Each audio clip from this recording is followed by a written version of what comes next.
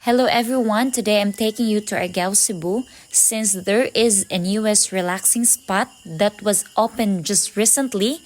It's named Bulasa Mangrove Floating Cottage. This is owned by the Bulasa Mangrove Resort at bago ka makaabot rito ay magbabayad ka muna ng entrance fee which is 200 pesos sa reception area. The way, makita mo na agad yung mga tanim na mangrove at bubungad sa iyo ang napaka-fresh na hangin ng dagat.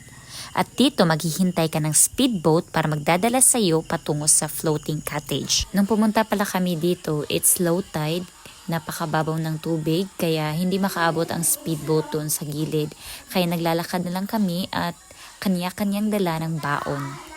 If you're looking for a challenging getaway, so you must try this one at subukan mong low tide siya para maranasan mo rin na maglalakad ka sa dagat. Basta gala talaga, hamakin na susubukin ang lahat para lang mapuntahan ang isang bucket list. And let's check kung nakasakay na ba ang lahat. Ang mga gamit, nandito na ba?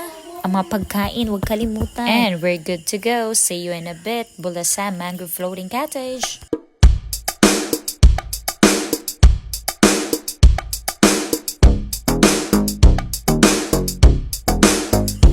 Ayan na, nandito na tayo. Grabe, ang ganda ng view. Ang cottage na ito ay literal na lumulutang sa tubig.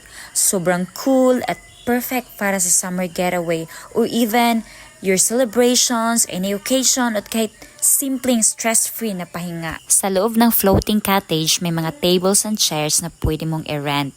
Pwede ka rin magdala ng sariling pagkain pero may corkage fee nga lang. Pwede ka rin magpaluto sa kanilang restaurant. As what I have observed, may CCTV camera sila and you can also order cold drinks kasi may refrigerator sila and I think this is solar operated kasi may kuryente at gusto mo nang mag-video, okay, meron din sila. Perfect siya sa pamilya, sa barkada. Ang saya kasi habang nagre-relax ka, ramdam mo yung hangin, yung alon at yung peace and quiet na hinahanap natin sa city life.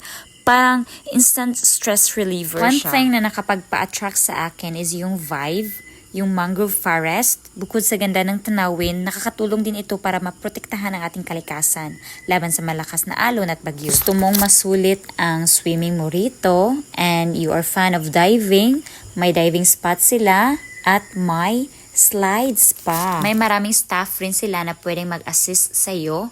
If you want life jacket, libre na ito, included na ito sa entrance fee. So ayan mga ka-travel vibes, kung gusto nyong mag-unwind, mag-relax, mag-enjoy kasama ang pamilya o barkada, punta na kayo sa Bulasa Mangrove Floating Cottage. Promise, sulit ang experience at ma-refresh ka talaga ang isip nyo. Bye!